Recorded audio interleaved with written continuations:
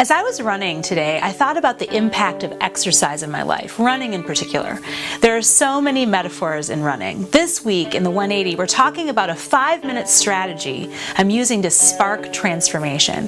When you push yourself, you start a pattern of growth.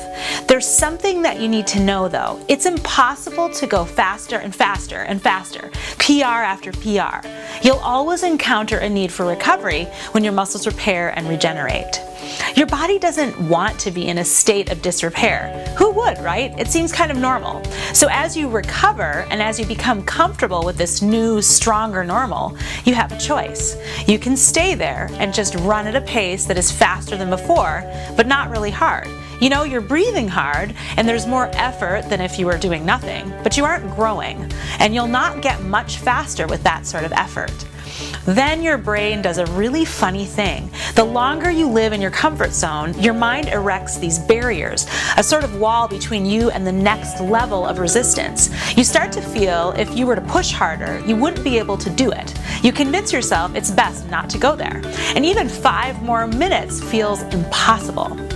The truth is, there's a law of diminishing returns that begins at the end of every growth spurt in your life.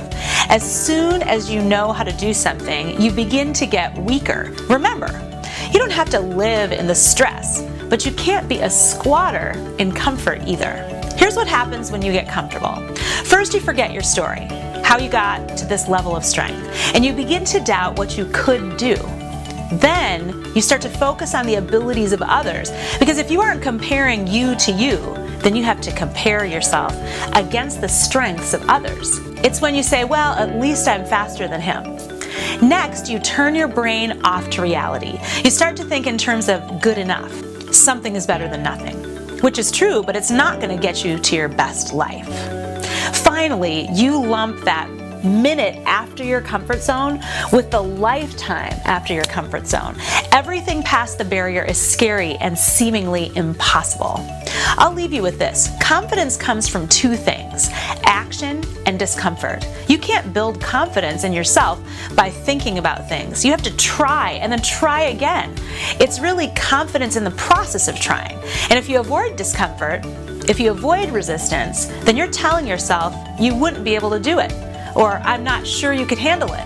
If you told someone else that, they would feel you didn't trust them. And the same goes for when you receive that messaging from yourself. So today, try the 5-minute strategy. Ask yourself, can I go 5 minutes longer? Can I hold my tongue for 5 more minutes? That's a hard one for me. Can I hang in there for 5 more minutes? Can I hold off eating that snack for 5 more minutes? And then maybe 5 minutes more after that. True growth can happen in those 5-minute increments. This is your assignment. Make a list of the transformational activities you could fit into 5 minutes. Think about your relationships or your fitness, or nutrition, or your business. Here's what I know. Your best life exists on the other side of that 5 minutes. Just keep pushing yourself to grow. After all, what is really going to happen? You might fail, you might stop, you might even make a fool of yourself, but you will also open the door to a transformed life.